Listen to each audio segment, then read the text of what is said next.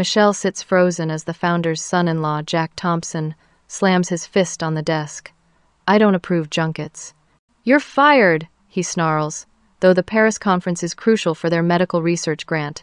5 years of dedicated work terminated over a legitimate business trip. Through the glass walls, colleagues avoid eye contact. The nepotism that's destroying their once innovative biotech company claims another victim. But firing the grant program's real architect before the biggest industry presentation of the year will prove to be Jack's fatal mistake. The company isn't his family's playground anymore. I joined BioFuture Therapeutics 5 years ago with the kind of enthusiasm only a 32-year-old scientist with big dreams could muster.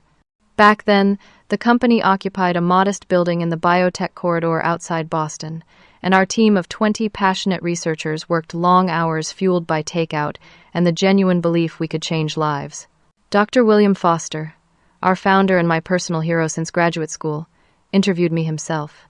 His groundbreaking work in gene therapy for rare diseases had inspired my career path, and when he offered me a position on his research team, I nearly cried with joy.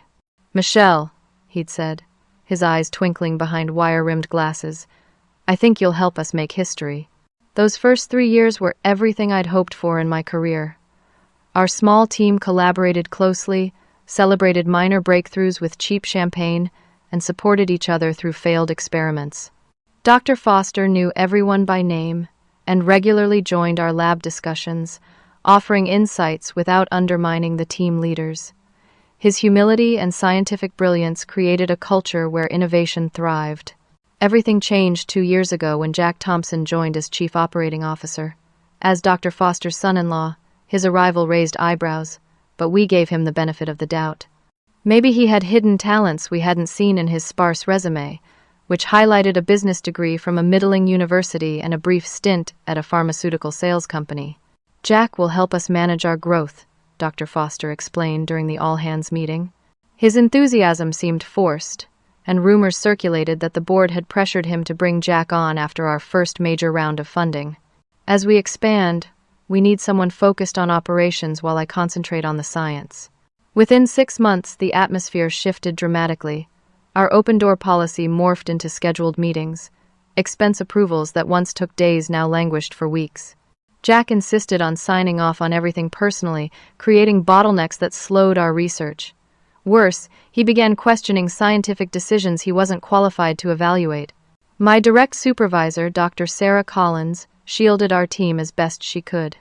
A brilliant immunologist with a calm demeanor, Sarah managed to translate between Jack's business jargon and our scientific priorities. He's just trying to establish himself, she would say, though I could see the strain in her eyes. Our research team remained tight-knit despite the changing environment. Alex Peterson, our bioinformatics specialist, could find patterns in genetic data that others missed. Tara Wilson, biochemist extraordinaire, worked magic with protein assays. And Jesse Franklin, our newest member, brought fresh perspective from his doctoral work at Stanford. Together, we made remarkable progress on our flagship project, targeting rare metabolic disorders. As lead researcher on the Horizon Grant program, I coordinated our efforts to develop an enzyme replacement therapy that showed promise in treating multiple related genetic conditions. The preliminary results were extraordinary enough to attract attention from the National Institutes of Health and several major healthcare foundations.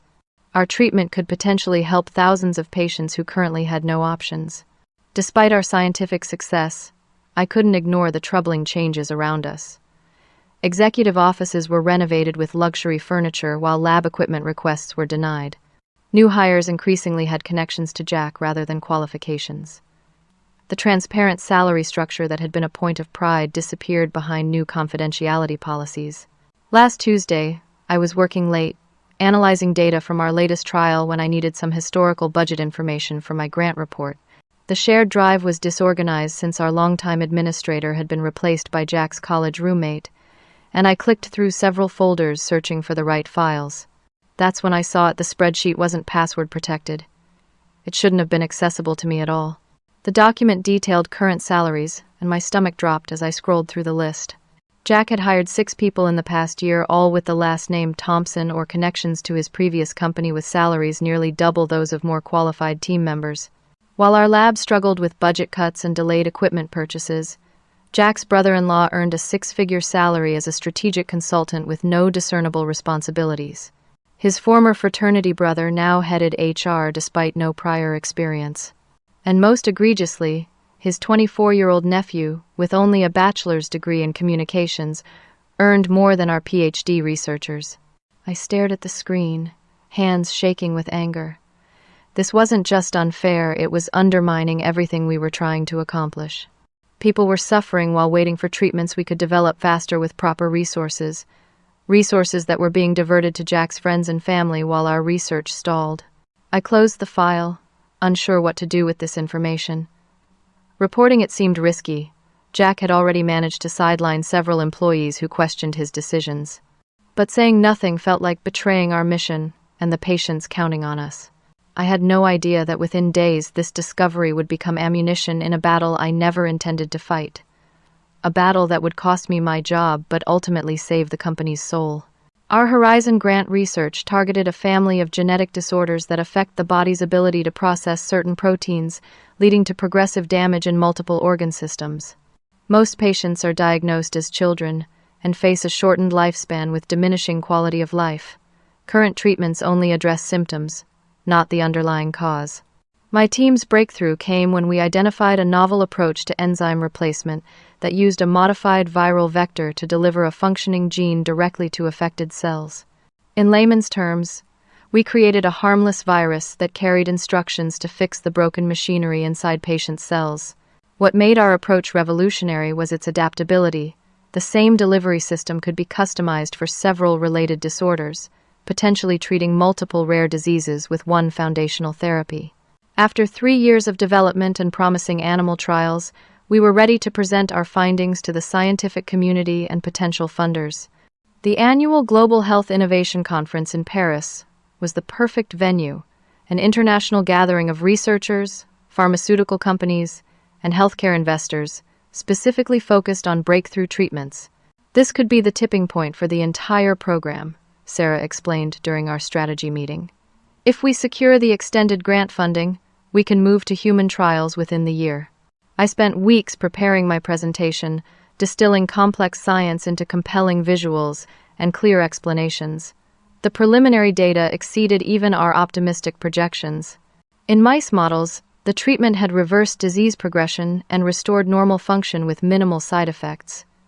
It wasn't just an incremental improvement, it was potentially curative. Then Jack started showing up at our team meetings, asking for copies of our slides and summaries of our approach. Initially, I thought he was finally taking an interest in the science, but Sarah warned me otherwise. He's been asking about who should represent the company in Paris, she confided after one particularly tense meeting. He seems to think the COO should present our biggest breakthrough. But he doesn't understand the research, I protested. He can barely explain what our company does, let alone the molecular mechanisms of our therapy. Sarah sighed. I know. I've been pushing back, but he's gaining influence with the board. Dr. Foster is less involved since his wife's health issues started. She lowered her voice. Between us, I think Jack is positioning to take over eventually. The travel approval process confirmed her suspicions.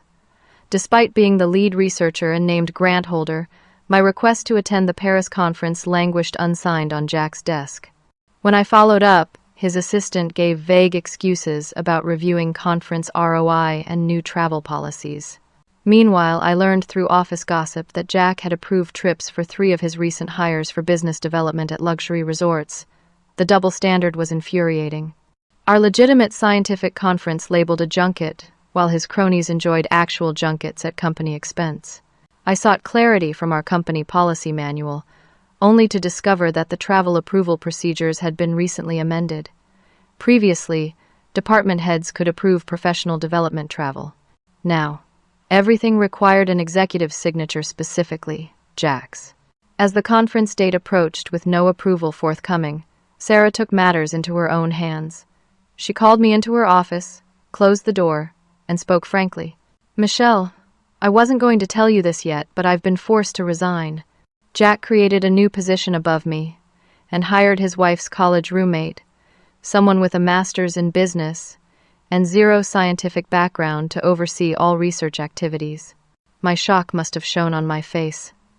Sarah had been with the company since its founding, and her expertise was irreplaceable. That's insane. What does Dr. Foster say?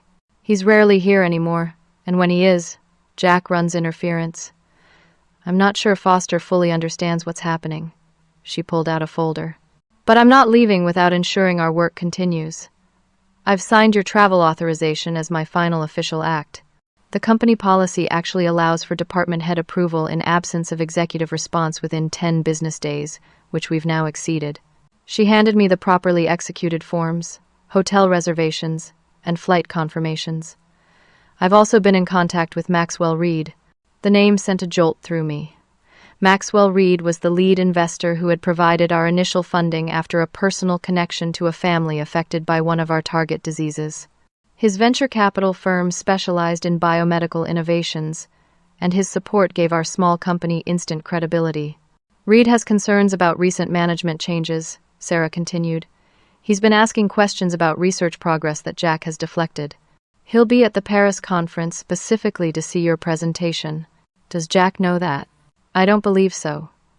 Reed's office reached out to me directly since I'm the scientific contact on the original investment agreement. She leaned forward. Michelle, there's more. I found evidence that Jack plans to present your research himself and take credit for directing the breakthrough. He's been working with the marketing team on materials that minimize your contribution. I felt physically ill. 5 years of my life, countless late nights, missed weekends, all to be claimed by someone who couldn't explain the difference between DNA and RNA. Here's documentation of your role as principal investigator and communications with the grant committee confirming you as the named representative. Sarah passed me another folder. I've saved copies of all relevant emails and research notebooks. If anyone questions your authority to present this work, you have proof. As Sarah prepared to leave BioFuture Therapeutics, she gave me one final warning. Jack has been systematically removing the original team. Be careful challenging him directly. He's vindictive and has the board wrapped around his finger. I left her office with mixed emotions, gratitude for her support, anxiety about the conference, and simmering anger at the injustice of it all. I had no idea that Sarah's revelations were only the tip of the iceberg, or that my career at BioFuture would end before I even boarded the plane to Paris. The confrontation with Jack happened 3 days before the conference. I was in the lab finalizing some data analysis when his assistant appeared at the door. Jack needs to see you immediately, she said, her expression carefully neutral. The executive suite on the top floor was a stark contrast to our utilitarian lab space. Plush carpeting, original artwork, and a reception area with leather furniture that probably cost more than my annual salary. Jack's office door was open, and I could see him behind an enormous desk of polished walnut, phone pressed to his ear. He waved me in without interrupting his call, pointing to a chair while he continued a conversation about golf handicaps and upcoming games at some exclusive country club. I sat rigidly, waiting as he deliberately extended the call for another 5 minutes before hanging up with a laugh. So, Michelle, he finally said, leaning back in his chair. I understand there's some confusion about the Paris conference. I'm not confused, I replied, trying to keep my voice steady. As lead researcher and named grant holder, I'll be presenting our findings next week. The travel has been approved through proper channels. His eyes narrowed. Sarah's last-minute approval. Convenient timing, just as she's leaving the company. The approval follows company policy. The conference is crucial for securing our next phase of funding. Jack stood and walked to the window overlooking the corporate campus. I've been reviewing our conference participation strategy. These international trips are expensive. I'm not convinced the return on investment justifies sending researchers when we have perfectly capable business development staff. With respect, this isn't a sales pitch. It's a scientific presentation of complex research to other scientists and technical investors.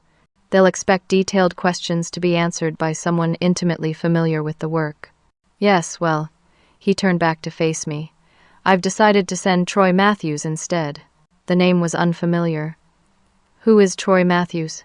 Our new director of business development. He has extensive experience presenting to investors.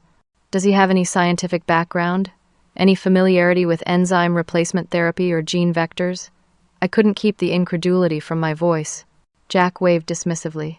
He's excellent at translating technical information for broader audiences. We're a business, not an academic institution. The goal is funding, not peer approval. I took a deep breath. Troy may be skilled, but he isn't the named grant representative. The Horizon Foundation specifically approved me as the presenting researcher. It's in our contract. Jack's face hardened. Contracts can be amended. The foundation works with BioFuture, not with individual researchers. That's not accurate for this particular grant, I countered, remembering the documentation Sarah had provided. My credentials and experience were specifically cited in the approval process. Are you telling me how to run my company? Jack's voice dropped dangerously. It's not your company, I said before I could stop myself. And this isn't about company management. It's about scientific integrity and honoring our commitments to funders. His face flushed red. Let me be clear. Troy is going to Paris. You are not. End of discussion. Jack, this is a mistake. Maxwell Reed will be there specifically to see my presentation. He's expecting to hear from the scientist leading the research. Something flickered across his face, surprise or concern, before his expression hardened again. Reed? Who told you that? It's common knowledge. He's listed as a featured attendee on the conference website. Jack returned to his desk and pulled up something on his computer. Even if Reed attends, he'll understand our decision to send business development.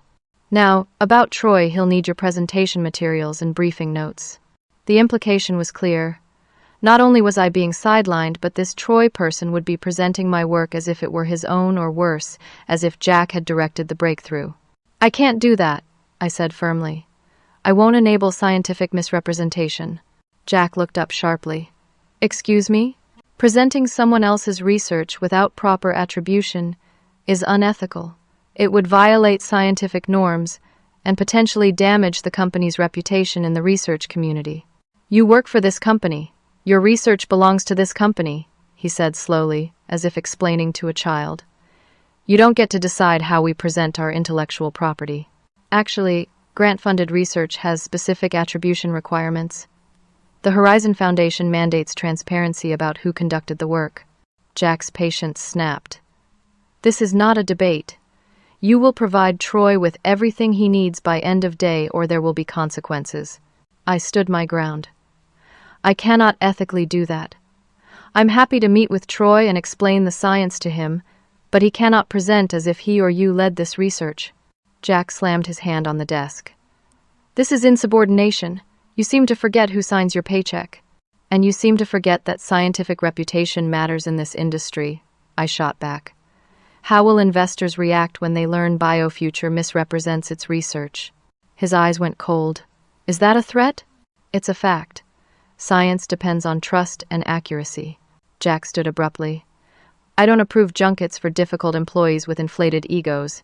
You're fired. Effective immediately. The words hit me like a physical blow, but I refused to give him the satisfaction of seeing me break. On what grounds? Insubordination. Refusal to follow direct instructions. Take your pick. He pressed his intercom. Security, please escort Dr. Hamilton from the building. She's no longer employed here. Within 15 minutes, I was standing in the parking lot with a cardboard box containing 5 years of personal items. My keycard had been deactivated. My company email already disconnected. Several colleagues watched through windows, but none came out, probably fearing the same fate. In the haze of shock, I had the presence of mind to take one crucial action. Before security arrived, I had quickly emailed myself copies of my research notebooks and the grant documentation Sarah had provided. These were my legitimate work product that I had every right to reference, not proprietary formulas or trade secrets. That evening, as I sorted through the box on my apartment floor, my phone buzzed with messages from team members expressing disbelief and support, albeit privately. Alex warned that Jack had called an emergency meeting to announce my departure, claiming I had attempted to sabotage the Paris presentation out of jealousy over Troy's promotion.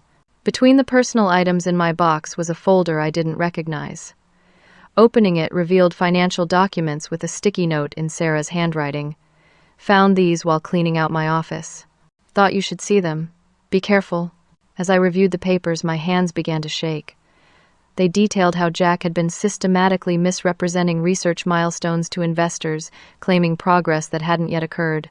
Worse, there was a draft proposal to redirect a portion of the Horizon grant funds to a complementary research initiative at a company called Thompson Tech Biologics, a company I'd never heard of. A quick internet search revealed Thompson Tech was a newly formed entity with Jack's father listed as CEO. The proposed fund transfer would effectively siphon grant money intended for rare disease research into a family business. This wasn't just nepotism or petty power plays. This was potential fraud. I sat in my living room, surrounded by evidence of serious ethical violations, uncertain what to do next. My career might be in ruins, but I couldn't ignore what I'd discovered. Patients and families were counting on our research. Investors had trusted their money to advance legitimate science. The conference was days away, and an unqualified presenter was about to misrepresent years of careful work.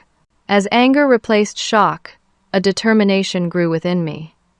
I might have lost my job, but I hadn't lost my integrity. Jack Thompson had made a critical mistake. He'd fired the one person who couldn't be replaced before the most important presentation of the year. The person who knew every detail of the research and held the trust of the scientific community. I opened my laptop and booked a flight to Paris with my personal credit card. If Jack Thompson thought firing me would silence me, he was about to learn otherwise. The decision to spend nearly $4,000 of my savings on an international trip immediately after losing my job wasn't rational by normal standards. I had a mortgage, student loans, and now no income. But sitting in my apartment that night, rational considerations took a backseat to something more fundamental, my obligation to the truth, and to the patients our research was meant to help. I called my former grad school roommate, Natalie, who had faced a similar situation in her pharmaceutical company 2 years earlier. Her advice was both practical and encouraging. Document everything, she emphasized. Dates, names, exact quotes. Keep emotions out of it and stick to verifiable facts. And Michelle? This is going to be hard, but you're doing the right thing. The next morning, I methodically organized the evidence I had collected: financial documents, grant agreements specifying my role, research notebooks, and email exchanges. I created a timeline of events and wrote detailed notes about Jack's statements during our confrontation. Everything pointed to a systematic effort to redirect credit and potentially misappropriate funds. With my flight leaving in 36 hours, I faced the daunting task of updating my presentation with the most recent data I no longer had access to. I reached out to Tara from my research team, careful to protect her position. I can't ask you to send company files, I clarified. But if you've presented any of our recent findings at departmental meetings using your personal laptop. She understood immediately. I have a copy of last week's analysis that I was working on at home. As the person who ran those tests, I'm sure I can share my own work product. Between Tara's contribution and my existing files, I rebuilt a complete and current presentation. The hours blurred together as I rehearsed explanations and anticipated questions, determined to represent our research perfectly despite the circumstances. The financial strain of my impromptu trip became apparent quickly. Without corporate rates, my last-minute flight cost double the normal fare, and the affordable hotel options near the conference were long booked. I settled for a tiny room in a budget hotel 40 minutes from the venue, figuring I could manage the commute for 3 days. As my plane crossed the Atlantic, doubt crept in. What if no one at the conference would speak to me once they learned I'd been fired? What if BioFuture had already informed the organizing committee that I was no longer authorized to present? What if Jack had convinced Maxwell Reed that I was the problem? I arrived in Paris exhausted, jet-lagged, and questioning my decision. The city's beauty was lost on me as I navigated unfamiliar public transportation to my hotel, where the room proved even smaller than the photos suggested. After a brief, restless sleep, I forced myself up and into professional attire for the first day of the conference. The Global Health Innovation Conference occupied a modern convention center on the outskirts of Paris. Approaching the registration desk with my heart pounding, I provided my name and braced for rejection. Dr. Hamilton, welcome. The cheerful staff member handed me a badge. You're presenting tomorrow in the Curie Auditorium at 10:30. Your credentials as a speaker give you access to all sessions and the networking reception tonight. Relief washed over me. In the chaos following my firing, BioFuture had apparently failed to notify the conference organizers of my change status. My name remained on the program, exactly as submitted months earlier. Dr. Michelle Hamilton, lead researcher, Horizon Grant Program, BioFuture Therapeutics. The first day passed in a blur of scientific sessions and nervous scanning of attendee lists. There was no sign of Jack or the mysterious Troy Matthews, but several colleagues from competing companies greeted me warmly, unaware of my employment situation. I noticed a few curious glances at my self-printed business cards, which omitted the company logo I no longer had rights to use, but no one commented directly. That evening's networking reception was held in the conference center's glass-walled atrium. As I circulated with a barely touched glass of wine, a conference organizer approached. "Dr. Hamilton? There's been some confusion. We received an email from BioFuture suggesting there might be a presenter change for tomorrow, but it wasn't an official cancellation, and you're still in our system as the registered speaker. Can you clarify?" My stomach tightened. There's been a misunderstanding at BioFuture. As the named grant holder for the Horizon program, I am the appropriate scientific representative to present our research. My name is on all the official grant documentation. She looked relieved. That's what I thought. The email was vague and didn't follow our protocol for presenter changes, which require specific forms. We'll keep you on the schedule. As she walked away, I spotted a familiar face across the room, Dr. James Warner, a prominent researcher who served on the Horizon Foundation's review board. He recognized me immediately and came over. "Michelle, looking forward to your presentation tomorrow. The preliminary data you submitted has everyone buzzing." "Thank you," I managed. "I'm eager to share our latest results." He lowered his voice. "I heard there's been some turbulence at BioFuture. Anything I should know as a grant reviewer?" I chose my words carefully. There have been management changes that have created some procedural confusion. However, the research itself remains solid and on track. "Good to hear. By the way, Maxwell Reed has been asking about you. He's particularly interested in your enzyme delivery mechanism." This confirmation that Reed was not only attending but specifically looking for me strengthened my resolve. Whatever professional risk I was taking by being here, powerful people still valued the actual science over corporate politics. Back at my hotel that night, I received a text from Alex. Jack freaking out that he can't reach conference organizers. Flying out first thing tomorrow. Troy clueless about presentation content. Good luck. So Jack was coming personally now, a desperate attempt to maintain control. His arrival would force a direct confrontation, but I felt strangely calm. The truth was on my side, documented in the materials Sarah and I had preserved. Morning brought news that further justified my decision. A message from Tara contained a screenshot of an internal email accidentally sent company-wide. Directions from Jack to Troy about how to present his team's breakthrough research with no mention of me or my years leading the project. The scientific dishonesty was now explicit and documented. As I reviewed my presentation one final time in the quiet hotel room, I discovered something remarkable. In my speaker profile on the conference website, I was still officially listed as the named grant holder for the Horizon program. Jack had never completed the paperwork to remove me from this position, likely because doing so would require notification to the grant committee and raise questions he wanted to avoid. Technically, despite my firing, I remained the official representative of the research to the funding organization. It was a critical oversight on Jack's part 1 that would prove devastating to his plans within hours. Taking a deep breath, I gathered my materials and headed to the conference center. Whatever happened next, I would stand by the science we had developed and the patients we were working to help. If this was to be my last professional act in this field, it would be one of integrity. The Curie Auditorium was nearly full as I arrived 30 minutes before my scheduled presentation. Scientists, physicians, investors, and industry representatives filled the seats, drawn by the promising preliminary results we had submitted months earlier. I set up my laptop and checked the slides one last time, trying to calm my racing heart. 10 minutes before my start time, I spotted Jack Thompson entering through a side door, scanning the room with an expression of confused anger. Behind him trailed a young man in an ill-fitting suit, presumably Troy Matthews. Jack's eyes widened when he saw me at the podium, and he immediately started toward the front of the room, only to be intercepted by a conference staff member enforcing the no disruptions during setup policy. Their heated whispers carried faintly across the room. "There's been a mistake," Jack insisted. "She's not authorized to present." "Sir, she's the registered speaker in our system," the staff member replied firmly. "If there's a dispute about representation, you'll need to address it with the organizing committee after the session. We can't disrupt the schedule now." Jack looked ready to argue further but seemed to think better of creating a scene in front of the international scientific community.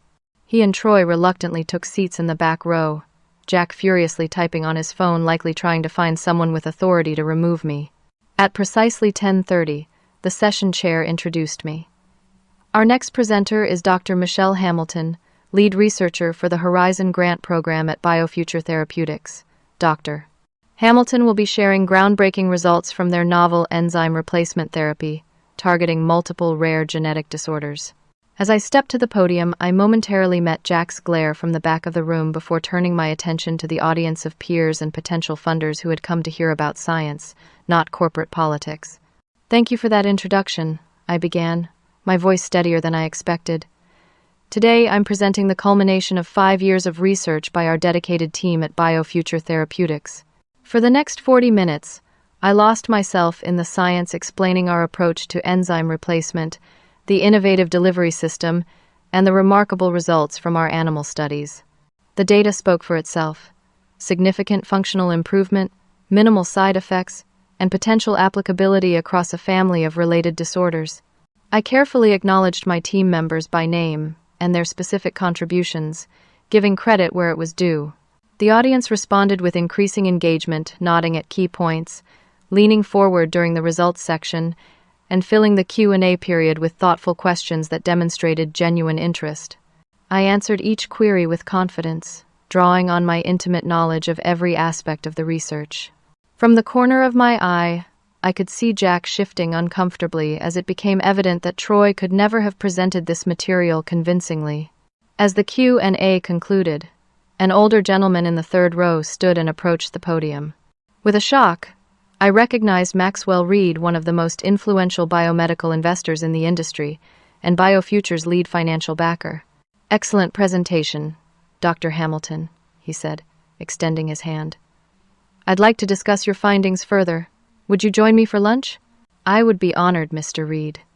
I gathered my materials, aware of Jack rapidly approaching from the back of the room. Reed sensed the tension immediately. "Is there a problem?" he asked, looking between Jack and me. Jack forced a smile that didn't reach his eyes. "No problem at all. As BioFuture's COO, I should join your discussion about our company's research." Reed's expression remained neutral. "Of course. We can meet in the private dining area." The next hour was an exercise in careful navigation. In the conference center's executive dining room, Reed asked detailed questions about our research timeline, next steps, and potential applications. I answered honestly, focusing on the science and avoiding any mention of my employment status or conflicts with management unless directly asked. Jack interjected frequently, attempting to redirect the conversation toward business projections and marketing potential. His discomfort grew visibly when Reed's questions revealed his limited understanding of the actual science behind our breakthrough. "So the vector delivery system was your innovation, Dr. Hamilton?" Reed asked midway through the meal. "It was a team effort," I replied diplomatically. "I proposed the initial concept based on my doctoral research, and we refined it collaboratively over several years." Jack quickly added, "Under the strategic direction of our executive team, of course. BioFuture fosters innovation through careful resource allocation." Reed nodded thoughtfully. "And the recent management changes at BioFuture, how have they affected the research progression?" The direct question created a moment of uncomfortable silence. Jack started to respond with a corporate platitude, but Reed interrupted gently. "I'd like to hear Dr. Hamilton's perspective as the scientist closest to the work."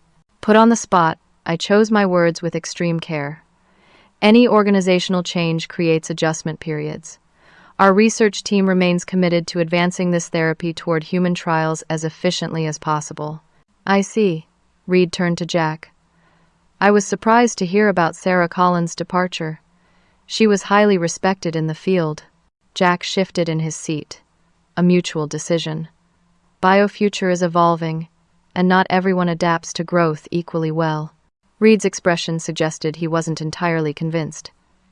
And what are your plans for the research division's leadership now? We're restructuring to improve efficiency, Jack replied smoothly. Troy Matthews here will be taking a more active role in research representation. Reed looked at Troy, who had remained silent throughout lunch. And your scientific background is? Business development, Troy admitted. I translate technical information for investors. Reed turned back to me. Dr. Hamilton, the grant committee was particularly impressed with your leadership on this project. They mentioned your name specifically in the approval documents. Before I could respond, Jack interrupted. Michelle is actually transitioning to a different role as well. She's been valuable, but we're taking the research in new directions. Reed raised an eyebrow. Really? The grant specifies continuation of the current research approach, with quarterly milestones already defined. Yes, of course, Jack backpedaled. I meant we're expanding the program while maintaining the core research. The conversation continued with increasing tension until Reed checked his watch. I have other meetings this afternoon, but I'd like to continue our discussion. Dr. Hamilton, would you be available tomorrow morning? I have some specific technical questions about scaling the production process. Absolutely, I agreed, ignoring Jack's darkening expression. As Reed stood to leave, he delivered a bombshell. One more thing, I'll be calling in to Biofuture's board meeting tomorrow. Some concerns have been raised about recent management decisions, and as lead investor, I feel I should participate more actively for a while. Jack's face paled. Board meeting? There's no board meeting scheduled for tomorrow. There is now, Reed replied calmly. Dr. Foster called it this morning at my request. You should be receiving the notification shortly. With a nod to me and a handshake for Jack, he departed, leaving us in stunned silence. Jack immediately turned on me. What did you tell him? Nothing that isn't true, I replied evenly. He asked about the research, and I answered. You had no right to present today. You're fired, remember? The conference organizers recognized me as the registered speaker and named grant holder, which I am, according to all the official documentation. You never completed the paperwork to remove me from that position. Jack's phone buzzed with an incoming email. As he read it, the blood drained from his face. This is your doing, he hissed. I simply presented our research accurately and honestly. If that creates problems for you, perhaps you should consider why. I left him sitting there, feeling a strange mix of vindication and anxiety. The confrontation was far from over, and I had no idea what the board meeting would bring. But for the first time since my firing, I felt hope that the truth might actually prevail. That evening in my hotel room, I received an unexpected call from Dr. William Foster himself, the founder I had barely seen in recent months. Michelle, his familiar voice sounded tired but determined. We need to talk about what's happening at Biofuture. Maxwell Reed shared some concerning information with me today. As the company's founder described his growing awareness of Jack's machinations, I realized tomorrow's board meeting would be even more consequential than I had imagined. The company's very future and the fate of our research hung in the balance. The next morning, Maxwell Reed met me for coffee near the conference center. His manner was direct but kind. I've arranged for you to join the board meeting virtually, he explained. Not as a participant initially, but on standby for questions. Jack doesn't know you'll be connected. Is that appropriate? I asked, uncertain about the ethics of such an arrangement. The board chair approved it. Given the nature of the concerns being discussed and your position as named grant holder, your input may be essential. He paused. Michelle, I should be transparent. I believe serious misconduct has occurred, and the board needs all relevant information to make proper decisions. He explained that the emergency board meeting had been called to address irregularities in research representation and grant management. Dr. Foster, after receiving my presentation slides from Reed, had begun asking pointed questions about recent personnel changes and management decisions. Foster was shocked to learn you'd been terminated, Reed continued. Apparently Jack told the board you had resigned voluntarily for personal reasons and had identified research flaws that threatened the grant. The complete inversion of reality took my breath away. That's absolutely false. I was fired explicitly for insisting on proper scientific representation. I suspected as much. The abrupt departure of both you and Sarah Collins raised red flags, especially given your critical roles in the research program. At Reed's hotel, a secure conference line had been established for the board meeting. I would be connected but muted, with Reed controlling when and if I would join the conversation. On a second screen, I could see the virtual meeting room where board members were gathering digitally. Jack was already present in BioFuture's main conference room, looking tense but composed. At exactly 9 a.m. Boston time, 3 p.m. in Paris, the board chair called the meeting to order. After brief introductions, Dr. Foster spoke first, his normally gentle voice uncharacteristically firm. I've called this emergency session due to serious concerns about management practices affecting our core research programs. Specifically, I've discovered discrepancies in how the Horizon Grant project is being represented and managed. Jack immediately jumped in. If I may, Dr. Foster, there have been some miscommunications about routine personnel changes. I'd be happy to clarify the situation. Please do, Foster responded coolly. Jack launched into a practiced explanation about strategic reorganization and aligning research with commercial objectives. He claimed I had become increasingly difficult to work with and had voluntarily stepped away after expressing doubts about the research direction. The deliberate lies made my blood boil, but I remained silent as Reed had instructed, documenting each false statement. Jack continued, describing how he had fortunately identified issues with the research approach in time to make corrections and had appointed more qualified leadership to safeguard the grant funding. As board members asked clarifying questions, Jack grew more confident, elaborating on his narrative of saving the company from mismanaged research. He introduced Troy Matthews as the new face of our research initiatives, emphasizing his communication skills while glossing over his complete lack of scientific credentials. After nearly 30 minutes of Jack's revisionist history, Maxwell Reed finally spoke. I have some questions about the Horizon Grant specifically, he began mildly. As lead investor with particular interest in this research, I'd like to understand who is currently the named grant holder on record with the foundation. Jack hesitated momentarily. That would be... We're in transition currently. Troy will be assuming those responsibilities. But who is the current named representative? The actual person whose credentials were submitted and approved by the grant committee, Reed pressed. Technically that would still be Dr. Hamilton, but as I explained, she's no longer with the company. Interesting, Reed said. Because I'm looking at our named grant holder on stage right now at the Paris conference. She just delivered a brilliant presentation of BioFuture's research to international acclaim. Who authorized her to represent the company? The boardroom fell silent. Jack's face froze in shock as he realized the trap. What are you talking about? The board chair asked. Reed calmly turned his laptop camera to show me sitting beside him. Dr. Michelle Hamilton is here with me in Paris. She presented BioFuture's Horizon research yesterday as the official registered speaker. The presentation was outstanding, received with enthusiasm by potential funders and scientific peers alike. Yet I'm told she was fired for insubordination when she insisted on fulfilling her grant obligations. The board erupted in confused questions. Jack attempted to regain control, his voice rising. This is completely unauthorized. She was terminated. She has no right to present our research. Dr. Foster cut through the chaos. Jack, did you fire the lead researcher on our most promising program without board approval? The scientist specifically named in our multi-million-dollar grant agreement?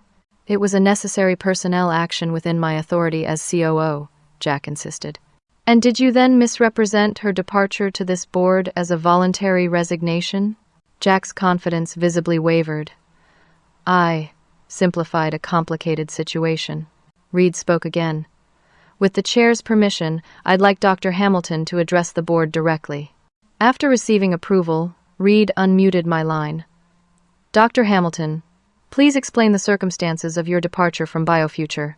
Taking a deep breath, I recounted the events factually: Jack's interference with the Paris presentation, his attempt to send an unqualified replacement, his characterization of legitimate conference travel as a junket, and his explicit termination when I raised ethical concerns about misrepresenting our research.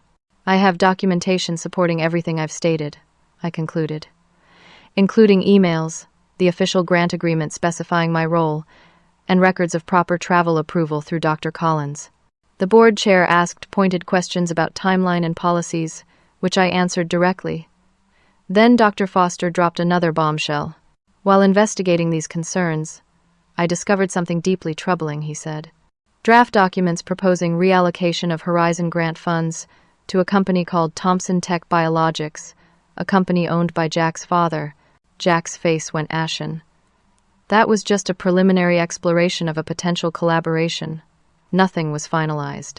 A collaboration that wasn't disclosed to the board or the grant committee, Foster continued. A clear conflict of interest that could violate the terms of our funding. Reed added, I've also confirmed that several recent hires at executive salaries have family or personal connections to Jack, with qualifications questionable for their positions.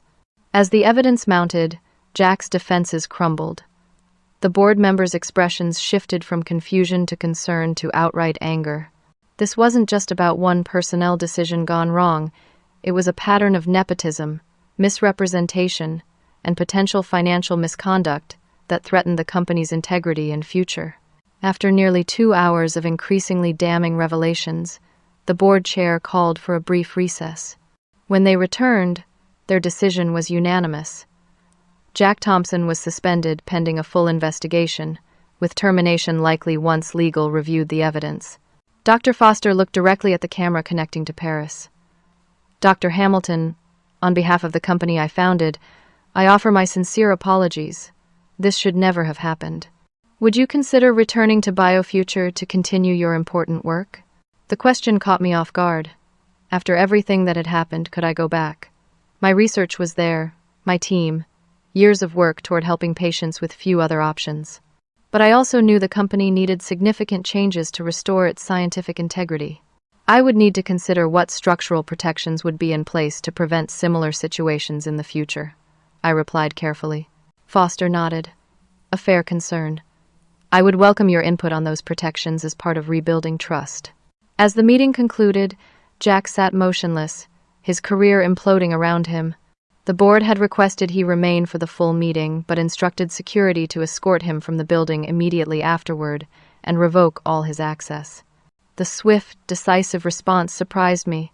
The board was clearly determined to contain the damage once they understood its extent.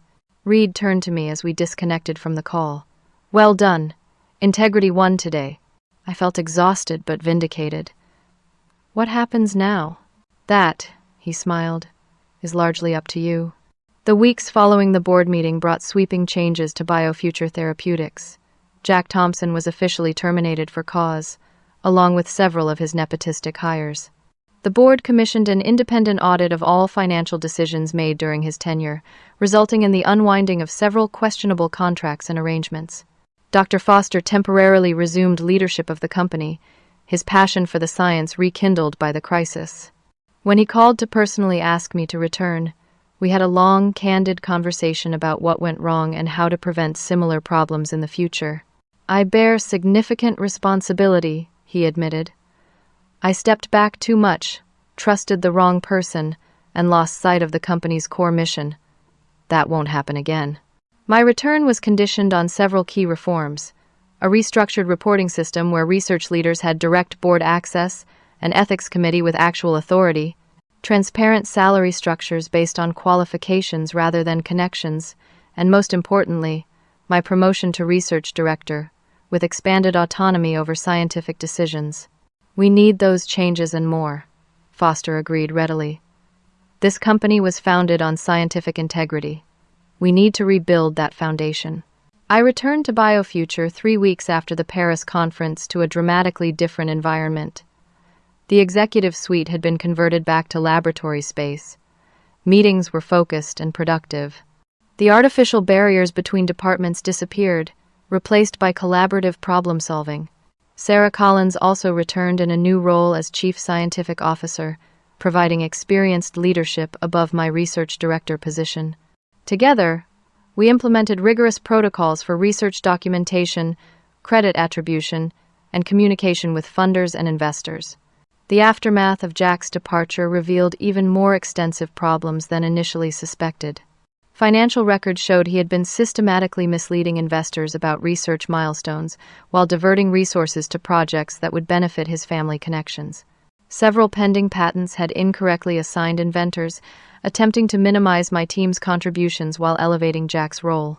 Correcting these distortions took months of painstaking work, but Maxwell Reed stood firmly behind the company throughout the process. When the full Horizon grant funding came through, bolstered by our successful Paris presentation, we had the resources to advance our treatment to human trials on an accelerated timeline. Your research is why I invested in BioFuture in the first place, Reed told me during a lab tour 6 months after the Boardroom confrontation. Seeing you fight for its integrity confirmed that decision. The transformation wasn't just structural but cultural. Staff, who had remained silent during Jack's regime, now felt empowered to raise concerns and suggest improvements. New hires were evaluated solely on their qualifications and potential contributions. The company's scientific reputation, damaged by Jack's approach, gradually recovered as we published our findings and collaborated openly with research partners. Perhaps most satisfying was the day, 1 year after Paris, when our treatment received FDA approval for Phase 1 clinical trials. Standing in our expanded laboratory, surrounded by the team that had persevered through the turmoil, I felt profound gratitude for having found the courage to stand up for what was right, despite the personal risk. Dr. Foster joined us for the celebration, his eyes misty as he raised a toast to Michelle, whose integrity saved not just our research but the soul of this company. Later, in a quiet moment, he confided something that still humbles me. You know, when I started this company, I hoped to develop treatments that would help patients. Thanks to you, we're doing that. But you've also taught us something equally valuable, that how we achieve our goals matters as much as the goals themselves. 2 years after my firing and dramatic reinstatement, our therapy completed successful Phase I trials, showing safety and early efficacy signals that exceeded expectations. For the families participating in the study, many of whom had children with few treatment options, these results represented profound hope. Meeting those families, the real beneficiaries of our work, brought the entire journey full circle for me. A mother whose 8-year-old daughter showed significant improvement grasped my hands tightly during a research update meeting. "Thank you for not giving up," she said simply, unaware of how close our research had come to being derailed. I think of her words often as I mentor young scientists joining our expanding research team. I share not just technical knowledge but lessons about scientific integrity and the courage to defend it. Many are surprised to hear the story of my firing and the Boardroom confrontation. It contradicts the sanitized corporate narrative of continuous progress that dominates our industry. But weren't you terrified of ruining your career? One new researcher asked recently. Terrified, I admitted. But I realized something important. Our careers as scientists aren't separate from the integrity of our work. They're built on that foundation. Compromising on truth ultimately compromises everything we hope to achieve. The nepotism and ethical violations that Jack Thompson represented didn't disappear from the industry with his departure. Such problems persist wherever power concentrates without accountability. But BioFuture now stands as an example of a different approach, one where scientific integrity, transparency, and ethical governance create sustainable success. As for me, I still lead our research division, still feel the thrill of discovery in the laboratory, and still occasionally marvel at how close we came to losing it all. The lessons from that crisis have become guideposts for my professional and personal life. Truth matters, courage is necessary, and the right path rarely feels like the easy one.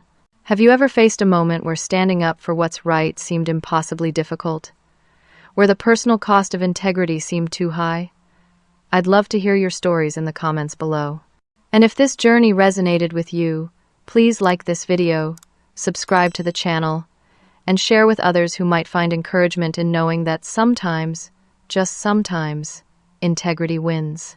Thank you for listening to my story. May you find the courage to defend what matters when your moment comes.